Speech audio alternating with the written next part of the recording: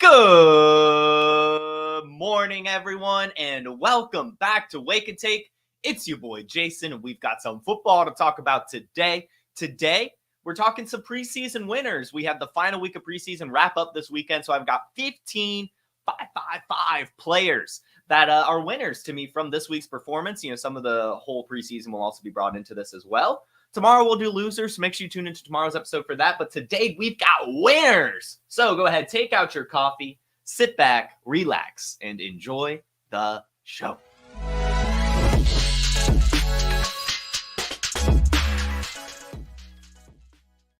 And good morning to everyone in the chat. Nick, Donald, Dustin, Bach, Literature, Scott, Mark, Alex, welcome in. Sorry you missed me. Well, I missed you guys on Friday, really. We missed each other. We didn't have an episode Friday. We had some issues on our streaming service. But now we're back. We're good. Everything's here. We're ready to talk football, and it is good stuff. So thanks for kind of sticking with me over the weekend and returning today. Let's get some football going. We're going to start today's show off. I know we said that we're doing preseason winners, but we do have some big NFL news stories, so I'm just going to rapid fire these bad boys before we get into the winners.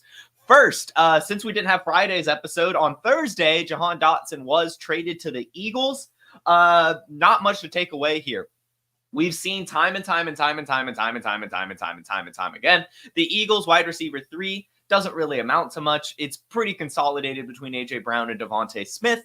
And now they've got Saquon Barkley to worry about too, Dallas Goedert. Jahan Dodson's going to get nothing, essentially, in this offense without an injury. The big win is for the Commanders, really, as the Commanders now will have some, or at least some players on the Commanders. Terry McLaurin's probably going to get fed a little bit more. We now see De'Ami Brown probably having a more established role in the offense. Luke McCaffrey could potentially find himself on the field more often than not. And then, of course, Zach Ertz, maybe Ben Sinnott. And of course, Austin Eckler as well, catching some more passes. But it's not like Jahan Dodson did too much in Washington last year. And they didn't really get much in return for him either, at least in terms of what they've spent on him. So, it is what it is. It seems that they just wanted to move on from him. We can still speculate that maybe this has to do with Brandon Ayuk. Maybe the Commanders are clearing room to be able to bring Brandon Ayuk in via a trade. But then also, I ask myself, well, all of the reports have said that the 49ers do want a player back. So I would assume if Jahan Dodson or Brandon Ayuk was to be traded for the Commanders or to the Commanders, I would have assumed that Jahan Dodson may have been a part of that. So I don't know. I still haven't decided where I fall on that part of this trade scenario with Jahan Dodson going to the Eagles and Brandon Ayuk potentially coming to the Commanders. For now, like I've said time and time again, all offseason, until something happens, Brandon Ayuk is a 49er. I don't give a shit what reports come out. I don't care. I do not care. Brandon Ayuk's a 49er until further notice. I'm not wasting any energy on it. So that's the Jahan Dodson Eagles trade. Not much excitement for Jahan Dodson. In fact, I am very sad that I even have any exposure to Jahan Dodson in best ball now. I was hoping maybe he could have a little bit of a revival in Washington with Jaden Daniels, but now I don't even know. I don't even know how you see the field really in Philly. Another big story that came out this morning is Nick Chubb. Nick Chubb is officially landing on the PUP list, so he will be missing the first 4 weeks of the season at minimum. Hopefully it's not that long. I mean, we have seen that he's a little bit ahead of schedule and his return, looks all right in some of the videos that we've seen. So hopefully he can come back like week 5, week 6 and not be out too long. This really just means congratulations to everyone that got Jerome Ford over the offseason while it was uncertain. As we talked about here time and time again, Jerome Ford is an incredible value all offseason, probably still is, because even when Nick Chubb comes back, guys, he's not going to get a Nick Chubb workload. The Browns are fine having a committee. And Jerome Ford showed us enough last year, still finished as a top 24 running back with only a 50% opportunity share. He will be fine, Jerome Ford, when Nick Chubb returns, because they're not going to give Nick Chubb 70+% of opportunities right when he returns. There's no damn way. In fact, probably not at all. He's 28 years old coming off another knee injury. Like, they're going to give him like 50%, it may be 60 towards the end of the year, but it's going to be a committee between Nick Chubb and Jerome Ford. And I hate to say it, but that is the truth. So get Jerome Ford while you still can. He's going to be incredible the first few weeks of the season. And even when Nick Chubb returns, he's still going to be fine. And also, I'll say Nick Chubb, I think that he'll be fine when he returns. I don't think he'll get a ton of volume, but he is just another animal. Like, he is a totally different beast. If he's, going to miss the first few weeks, that means he'll probably be more than likely healthy-ish when he returns. And I still think that he could be fine. In fact, still probably good with minimal opportunity. Like, he's Nick Chubb. This is Nick Chubb on a very run-heavy Browns offense. They finished 4th in run plays per game last year. Like, there's a ton of volume to go around, even if it is split. So I like Jerome Ford. I like Nick Chubb even more now that it's official. He's going to take a little bit of a hit. Nick Chubb was being drafted before Jerome Ford for no reason, really. Like, now that's going to change, and now you can get Nick Chubb a little bit cheaper. Another big story just happened within the hour, I believe. Juju Smith-Schuster is expected to sign with the Kansas City Chiefs after being released by the Patriots within the last few weeks. The only takeaway I have for Juju Smith-Schuster going to Kansas City is rest in peace, Kadarius Toney and Sky Moore. I think that this means that at least one of them will not be on the roster, maybe both. But I'm not going to get excited about Juju Smith-Schuster. We saw him on Kansas City already. He really didn't do enough. He might be a DFS play here and there. He might be okay getting in best ball. But this Chiefs offense is still going to run through Travis Kelce, Rashee Rice, and now Xavier Worthy. So I'm not rushing to the streets to get Juju Smith-Schuster on my fantasy team, to be completely honest with you. I think this is more of an indictment on Kadarius Toney and Sky Moore. And lastly, Jacoby Brissett. He picked up a shoulder injury in yesterday's preseason game. Surprisingly, this whole preseason wasn't too bad. We had the Marquise Brown injury, and now we get the Jacoby Brissett injury. It's been a lot worse in years past, so, I'll just give a slight clap that we didn't get too much going in this one.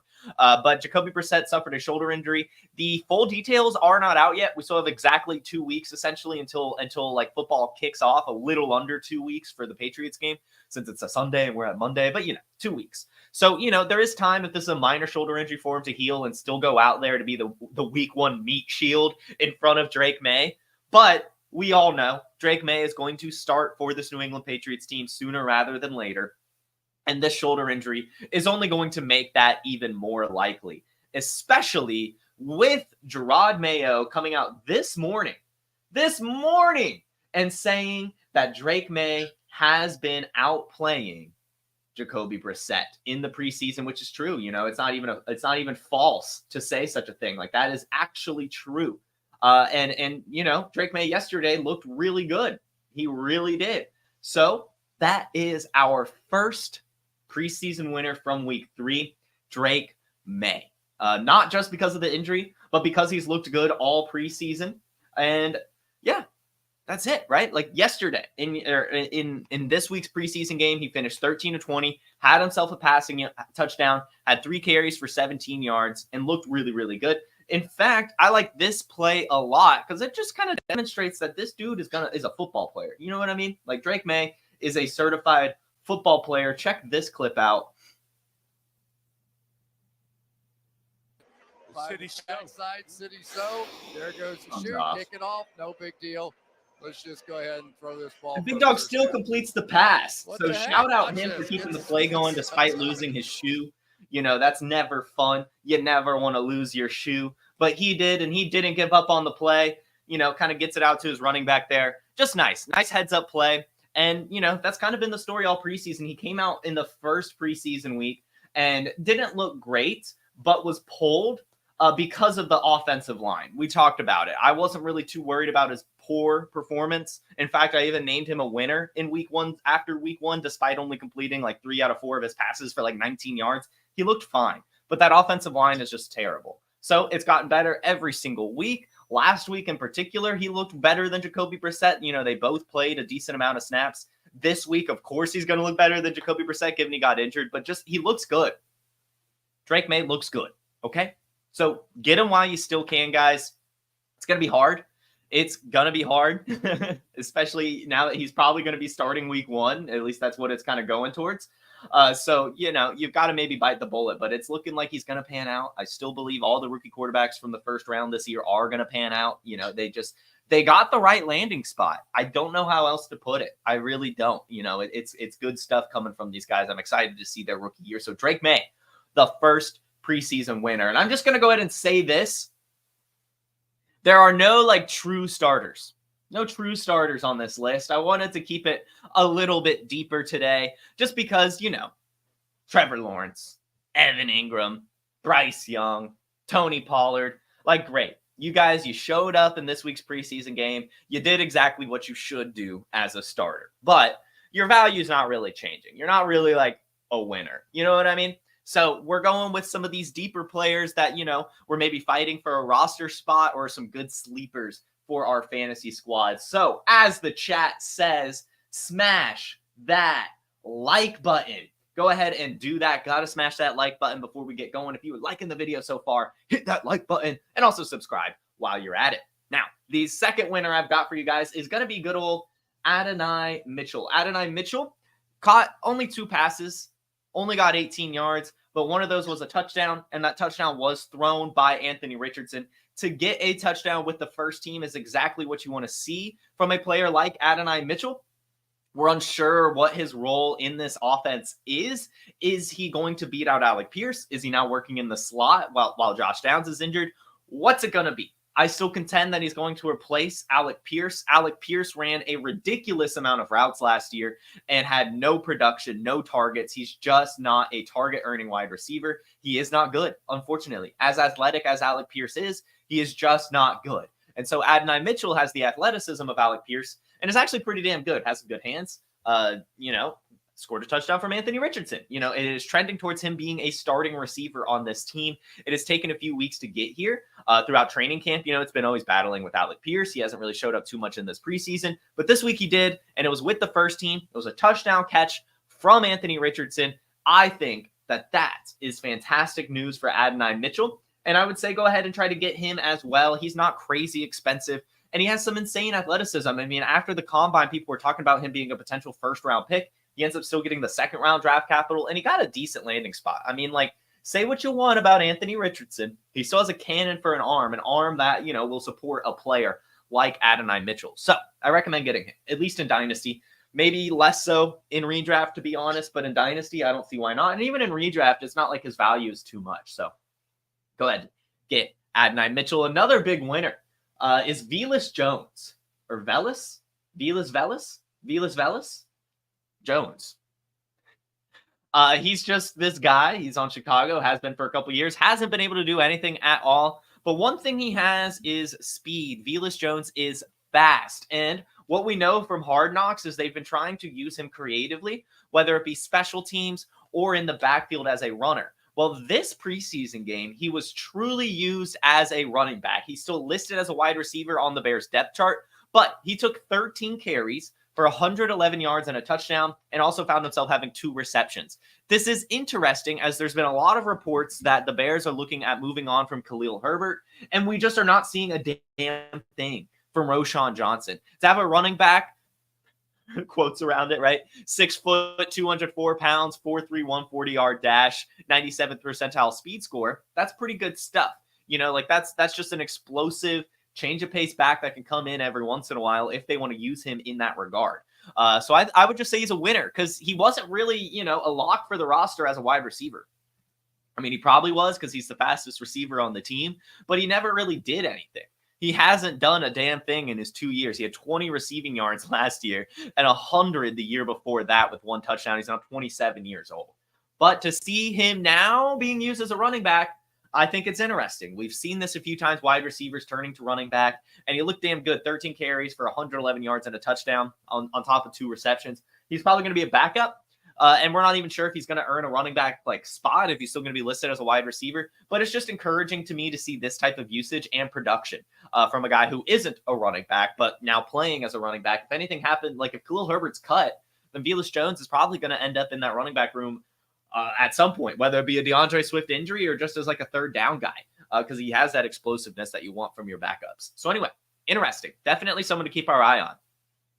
Next, we have Carson Steel. Check out this run. It was just beautiful. Carson Steel is an angry runner, to say the least. He looks like a stud out there. Go ahead and pull it up. Share my screen here. Check this out. Hits the hole, breaks the tackle, hits the stiff arm, keeps going. Gets wrapped up, but keeps going and scores. It's beautiful. It's just beautiful. And he has the long hair. It's awesome.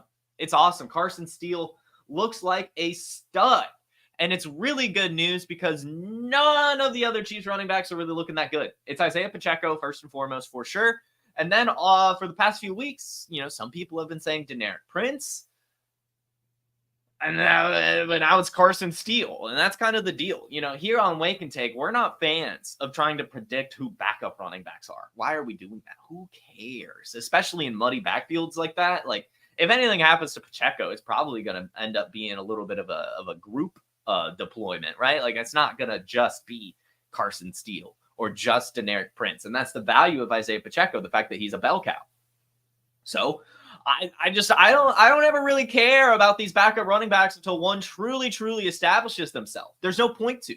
Why try to predict these things? We'll talk about this a little later in the show. I've got another big winner, but it's just like now, all offseason, no one drafts Deneric Prince. As one good preseason game starts to show up in the training camp, and now it's everyone's favorite 18th round underdog pick. We're too short-sighted, guys. We're just too short-sighted. Why do that? It doesn't matter. Because look what happens the next two preseason games. Carson Steele's the guy. And now week 1, it's still going to be Isaiah Pacheco getting 80% of the opportunities. So just we got to learn how to exercise patience here. We really do. Because the big winner to me this preseason, the guy that I think is going to end up being the RB2 is now Carson Steel. He's looked better. He looks awesome. He looks awesome. It looks awesome. And Deneric Prince had the chance last year and only made it to the practice squad, right? So Carson Steel looking to be a steal. Finishes with 4 carries for 50 yards and a touchdown. That touchdown I showed. Deneric Prince, by the way, 3 carries for -1 yards. What do you do? What do you do? Seriously, what do you do? Nothing. And fun fact, guys, in case you're wondering, Louis Rees-Sammet did get some more action. 4 carries. 21 yards. So just another thing to keep your eye on in this Chiefs backfield. What does happen with LRZ? I really hope he makes the 53-man because I think he'll be a special teams producer. I'm still not expecting much for him in terms of the actual offense. But yeah, Carson Steel looking good. This is now 2 straight preseason games where he's outperformed Deneric Prince and looking to be the next backup here, especially with what we're hearing from camp. But I do want to say it's Isaiah Pacheco. Don't pay up for Carson Steel or Deneric Prince, right? Because again, if Isaiah Pacheco goes down, Carson Steel is not going to be a bell cow. It's going to be him, Clyde Edwards-Helaire, and Deneric Prince, and Keontae Ingram. Hell, they might even sign someone from free agency. You know what I mean? So just don't build your roster around backup running backs is all I'm trying to say, I guess. Next up, speaking of backup running backs, Jaylen Wright. Again, this is a player who I don't think is actually a backup running back. I just think that this is a committee in Miami. Sure, Jaylen Wright is going to get the lowest share, but he's so explosive that it doesn't matter. He finishes this preseason game 7 carries for 36 yards and 4 receptions for 41 yards and also looked really good as a pass blocker. Jaylen Wright is doing everything he can to make sure he gets snaps when the season comes around, and I think he will. I think that this will be a backfield where it's, 40% Achane, 40% Mostert, 20% Jaylen Wright, and that's totally fine. And then again, if an injury happens to either one of them, Jaylen Wright's going to get more opportunity. If an injury happens to both of them, we're talking about a bell cow. And the beauty with Jaylen Wright is the fact that he's 6 foot and 210 pounds. He has the size and the speed of a true, NFL running back. Whereas Raheem Mostert, Devon Achane, they're electric. Don't get me wrong, but they are undersized. They are injury prone. So Jaylen Wright, a very incredible player to be drafting right now in best ball, in redraft, in dynasty especially, because in 2025, Jaylen Wright's going to be the RB2 because Raheem Mostert's on his way out. So Jaylen Wright, winning yet again in these preseason games. He's just looked so damn good. Next, we'll go ahead and go with Jacob Cowing. As we said last week, I accidentally left him out. I put him on the show sheet, but just didn't mention him at all. Just got through the show too quickly, skipped over him. Jacob Cowing finishes this week with 3 receptions for 39 yards and scores himself another touchdown from Joshua Dobbs. Looking good. This is a guy who has done everything in his opportunity with Ricky Pearsall out to earn himself not only a roster spot, but the potential to be on the field early for this 49ers team. My prediction for Jacob Cowing is that he probably takes over for Jawan Jennings. I don't think he's like the Brandon Ayuk replacement. Don't get me wrong, but he's a very shifty receiver who would probably do really well in the slot like Jawan Jennings does, or even out wide. It doesn't really matter. He's been a mega producer at college. This was one of my favorite receivers that I watched at the Senior Bowl. Granted, there were a lot of receivers that I liked at the Senior Bowl, but he was one of the ones that I made note of.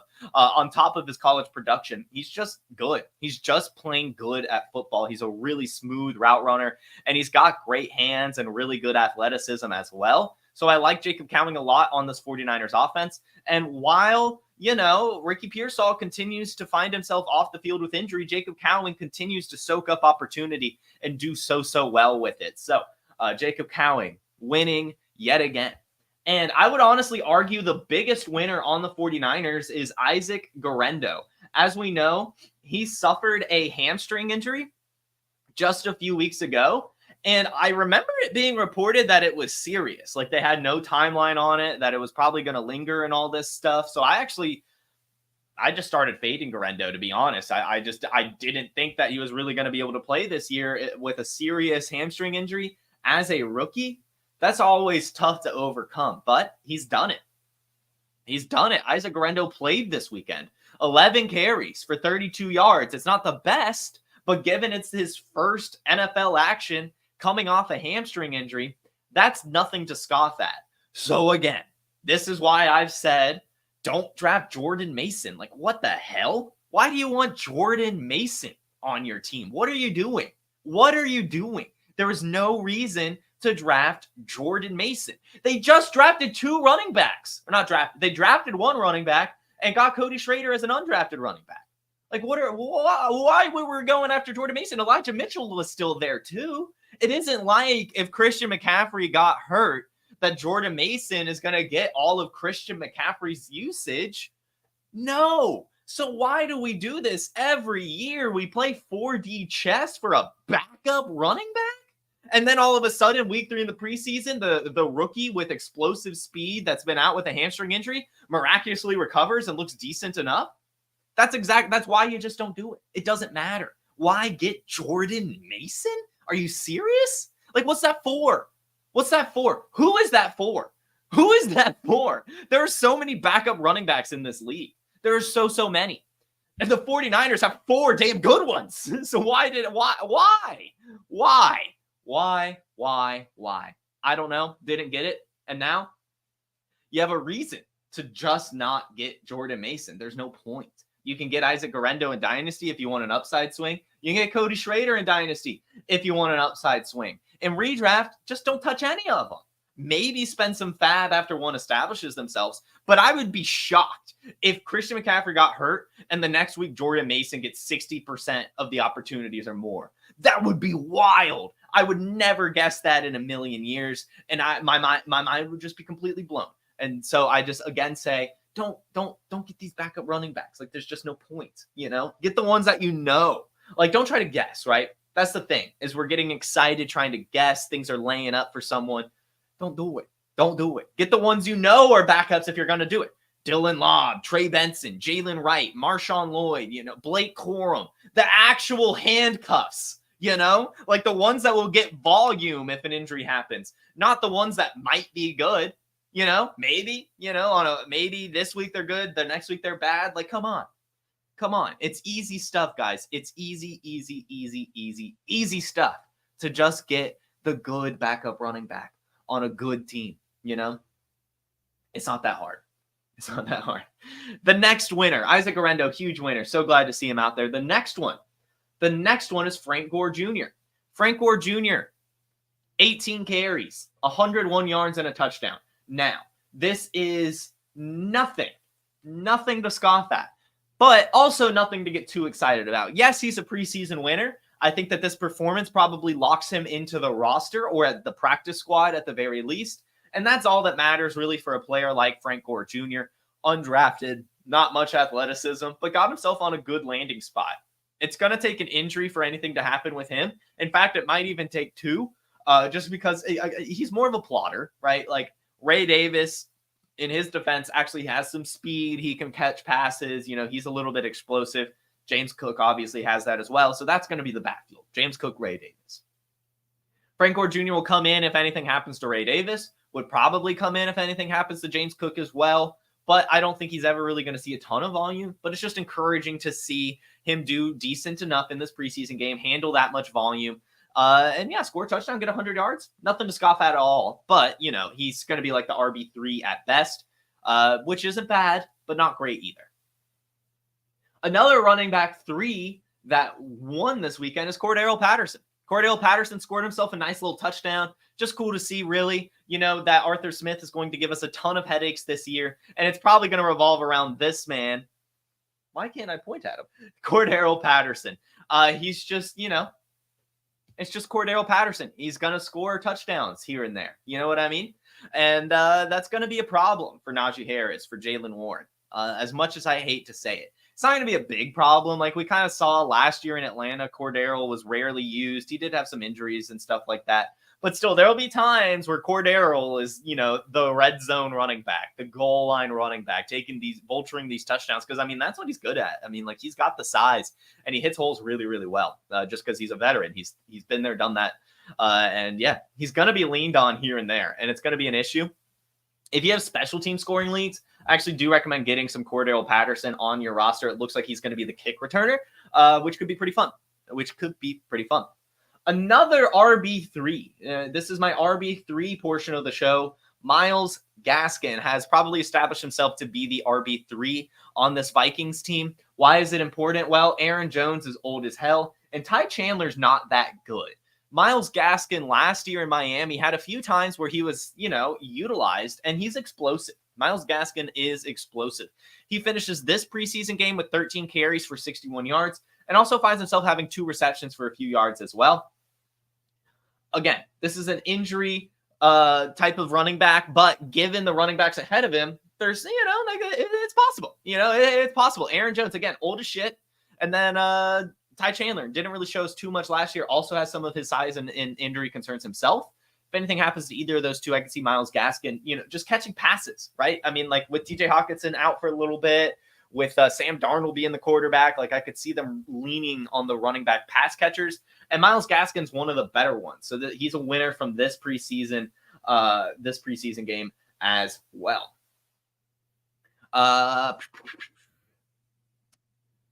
Another running back 3. Kenny McIntosh. In this game, only 1 carry, but that carry he takes for a 56-yard rushing touchdown. And over the preseason has clearly been the best Seahawks running back, really, because obviously Kenneth Walker's not playing. But Zach Charbonnet didn't look good in week 1 preseason. The only time he played, he had 2 carries and then no receptions. Kenny McIntosh over the whole preseason, 17 carries, 142 yards and a touchdown, as well as 5 receptions for 27 yards. Why am I bringing him up? Well, Zach Charbonnet, again, has not looked good in the preseason, has barely had any action, with the rest of the starters actually being worked in. I mean, DK Metcalf scored a touchdown this week. Geno Smith has been out there. Jackson Smith-Njigba's been out there. No Charbonnet. Kenny McIntosh is the RB3 on the Seahawks team, but I'll say this. Last year, I had the privilege to go to the UGA Pro Day with Cody Carpentier. Since I live here in Georgia, I met him up in Athens and went to that Pro Day. And Kenny McIntosh doesn't have a lot of athleticism, to be completely honest with you. You can go to PlayerProfiler.com. His athletic profile is not great. It's not. But he just looked better than that. He was really, really smooth, especially out of the backfield as a pass catcher. And that's what we saw in UGA as well. He's a pretty damn good pass-catching running back. And so, you know, there is an opportunity here, regardless of injury even, for him to kind of be a pass-catching running back on this offense, right? Like Kenneth Walker, not the greatest pass catcher in the world, but can definitely do it, especially with running back screens. Zach Charbonnet, same thing. I know people say he's an all-purpose back. He's really not. Like Zach Charbonnet is just the epitome of fine. He really is. He's fine. And Kenny McIntosh is fine as well, but he's looked damn good this preseason, averaging 8 yards a carry, 5 yards a reception. Pretty damn good to me. Kenny McIntosh, someone to keep our eye on in some of these deeper leagues. Man, I got a lot. I'm just gonna pile in all these running backs. Dante Miller. The Dante Miller hype train continues. As, of course, we know that the injury happened to Tyrone Tracy, kind of sidelining him for a bit. Dante Miller also picked up an injury and missed week 2 of the preseason, a hamstring injury. So what's he do? He comes back from the hamstring injury, which is always positive. Again, hamstring injuries early in the season are pains, but to see players come back from them and play well, that's exactly what you want to see. Dante Miller, in his first game back from the hamstring injury, 14 carries for 45 yards. Not the best, but not the worst. He demonstrated his speed. He showcased some of his explosiveness. And again, every year there seems to be an undrafted free agent rookie running back that makes some noise. It's looking like Dante Miller, to be completely honest with you. I don't really have a ton of faith in Devin Singletary at all. I know he's been like a producer throughout his career, but I just don't really have that much faith in him in New York, especially with that offensive line and Daniel Jones. Like, I don't know. I feel like either an injury or he's just not going to be that good, and they're going to look for some explosiveness. And Dante Miller's going to bring that. Again, he runs a 4.27. He's fast as hell, and he's looking damn good. And with Tyrone Tracy sidelined, he could end up being the RB2 here, which would just be incredible. And Kimani Vidal. Kimani Vidal is the last winner in the running back room because he is the RB3. And again, the RB3 is important in this because there are a ton of it, or Gus Edwards and J.K. Dobbins are injury prone. And so Kimani Vidal did not play week 1 of preseason. In fact, has not made really any noise in training camp due to minor injuries kind of sidelining him here and there, right? But he looked really good last week, and this week they didn't play him at all. They benched him, which to me signifies he's locked himself into the roster, will be the RB3. And again, that's really good news because that's really the RB1 on this team. There's no way in hell Gus Edwards and J.K. Dobbins last the whole season. I hate to say it, but there's just no way in hell. Just no way. And so there will be games, and I assume towards the end of the year, where Kimani Vidal is a true bell cow on this offense, and we already know it's going to be run heavy. We already know he can do it. Led college football in rushing yards last year, can truly handle the rock, and a good running back with good size, good speed, everything you want, can handle the load. So Kimani Vidal, I cannot stress this enough. Get him. Nothing has changed. I know that there wasn't as much hype as we wanted for him, but that doesn't matter. Everything is exactly the same. Every reason we were drafting him after rookie drafts, moving him into the second round even, is exactly how things are now. We were expecting J.K. Dobbins to get hurt at some point. We were expecting Gus Edwards to get hurt or just not be explosive. And we were expecting Kimani Vidal to take over by the second half of the season. Everything is still lining up for that to be on the menu. And our last winner, I've got one more. Cam Akers.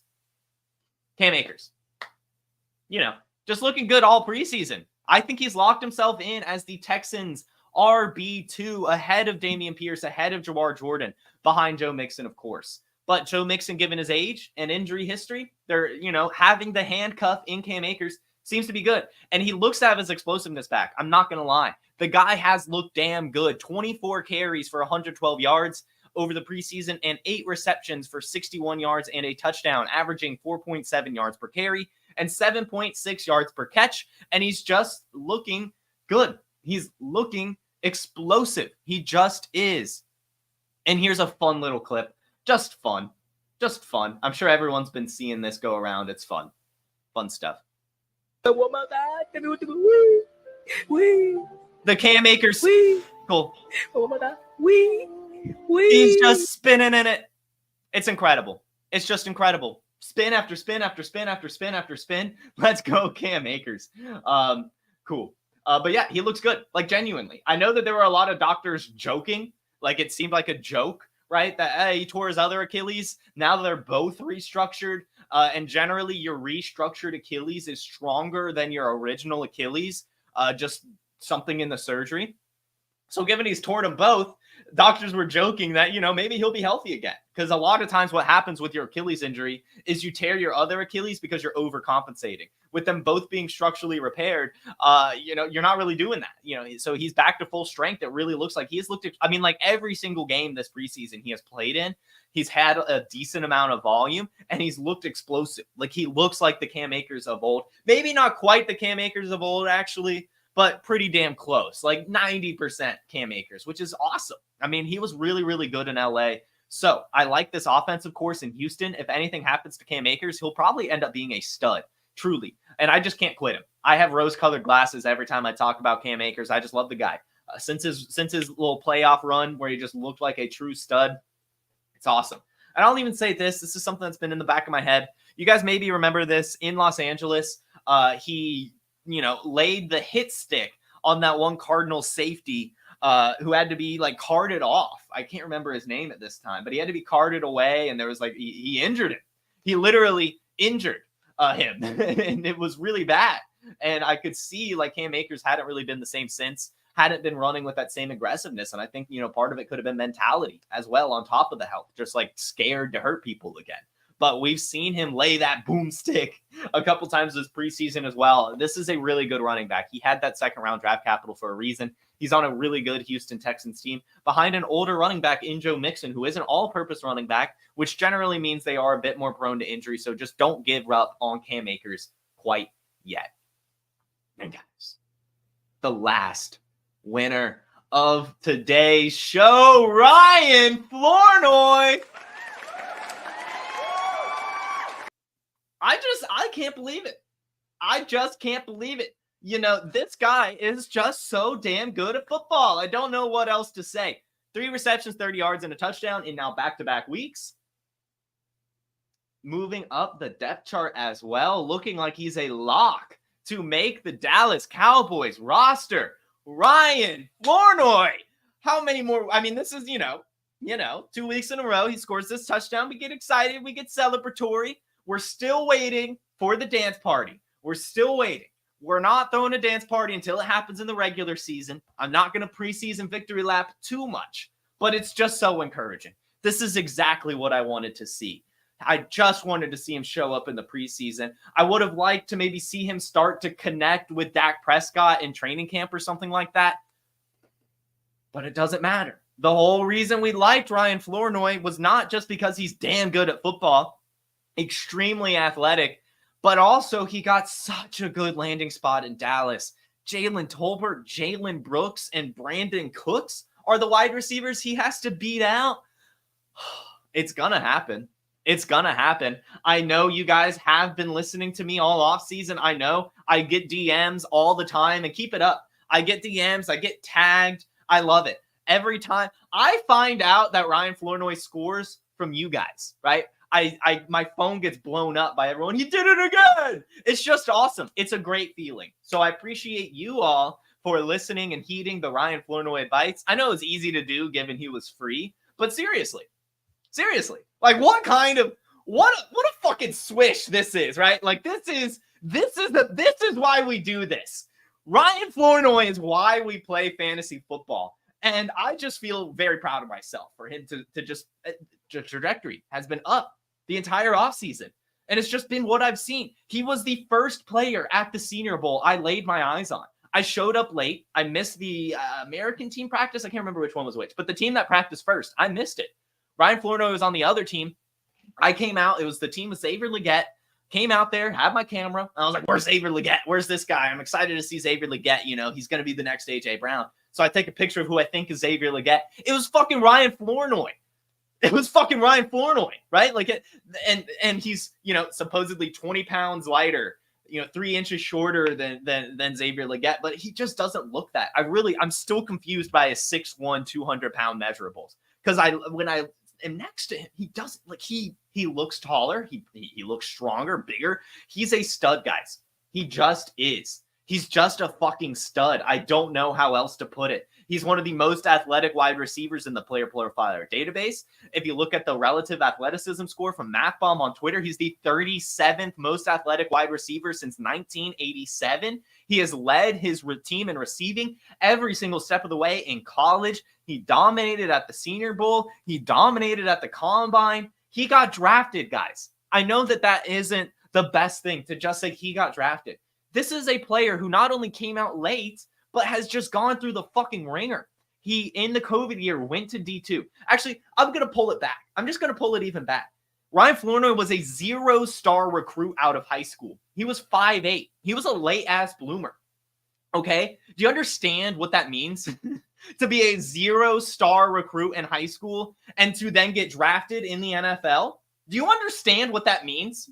That demonstrates insane character. This is a very hard-working player, and that can take you so far, especially when you go through a growth spurt in college and actually develop into a prototypical wide receiver at 6'1", 200 pounds, running a 4.4 40-yard dash, okay? So he goes to D2 in the COVID year. Yes, goes to D2, tears his ACL, and unfortunately has to go to JUCO, okay? Goes to JUCO and he tears his ACL again. It's painful. It is what it is. But he recovers, okay? He recovers. The next year, he leads his team in receiving, then gets to parlay that JUCO awesome season into a D1 transfer. I know it's Southeast Missouri, but still a D1 transfer. And what's he doing back-to-back years? Leads that team in receiving, gets all conference honors, and in fact, going into his final year of college, he made the Athletics College Football Freaks list. Do you understand what that means? He's an athletic freak. Okay? And then we saw it at the Senior Bowl, at the Combine. Okay? The Dallas Cowboys saw it. They said, yeah, sure, he's 24, 25 years old, whatever he is. But we want to draft him with our 6th-round pick. Yeah, sure. He maybe has a little bit of injury concerns and he comes out late. But still, he is so explosive. Like, I don't. 4.0 GPA in college as well, I found out. His head coach called him the hardest worker he's ever had on a team ever. I mean, like, those are the things that, like, that mean something. They just mean something. You can have all the fucking talent in the world, but if you don't care, you're not going to play well. You're just not. And that's what we see from Alec Pierce, for example. That dude is so damn athletic, but he can't catch the ball, okay? Ryan Flournoy, guys. Athletic, hard worker, great landing spot. I mean, like, these stars are aligning perfectly for this player, and I'm just so proud of myself, really. Like, this was my first Senior Bowl, and to pull Ryan Flournoy out of the bag, I mean, come on. That's pretty exciting. So I'm excited to see how the rest of the season goes. I understand that this is only preseason, and I understand this was kind of a big victory lap, but I'm saving the true victory lap for the regular season touchdown, and I'm just going to go ahead and say it's going to happen earlier than you think. It will. It will happen earlier than you think, and it might not even take an injury.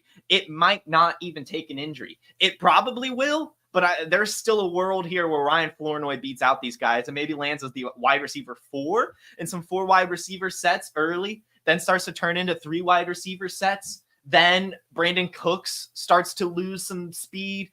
I don't know, just something. He has everything you want in a wide receiver. He has everything you want in a wide receiver. Literally everything you want, and he's doing it. He's going to break out, guys. So, hey, I've got the touchdown clip. Let's go ahead and run it. And it's not, the greatest touchdown in the world, but it's still awesome. Ryan Flournoy, touchdown pass from Trey Lance. 2nd and goal. Looking in. So, I mean, it's just like, I think my favorite thing about this play, also, does he not just look incredible in the 18? Like, how do you look at a wide receiver from the Dallas Cowboys wearing number 18 and not think that they're going to break out? But look, like, this is a stat looking in zone with the quarterback type throw. Like, do you understand that? The ball is snapped. Trey Lance basically throws it immediately. And Ryan Flournoy tracks it down, sliding in the back of the end zone, catching it while falling. It's just incredible. Ryan Flournoy, ladies and gentlemen, the ultimate sleeper, the sleeper of sleeper. Let's go. Donald, this can't happen. They're both in the NFC. But maybe an NFC championship. Although I like your enthusiasm. All right, guys.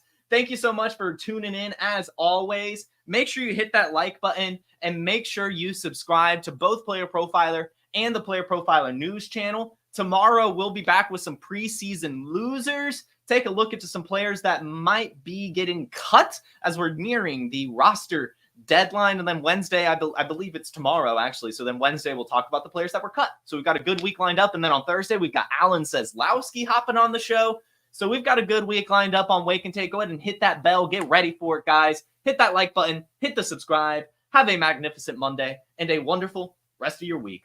Peace. From the Podfather to you, I deeply appreciate you tuning in. And many ask, what can I do? What can I do to help support the hosts, the research they do, the production costs? Go to PlayerProfiler.com. Dynasty Deluxe, World Famous Draft Kit, Rankings, DFS Dominator, and of course, Data Analysis. Subscribe to any one of those, and you support all of us and take Player Profiler to the moon.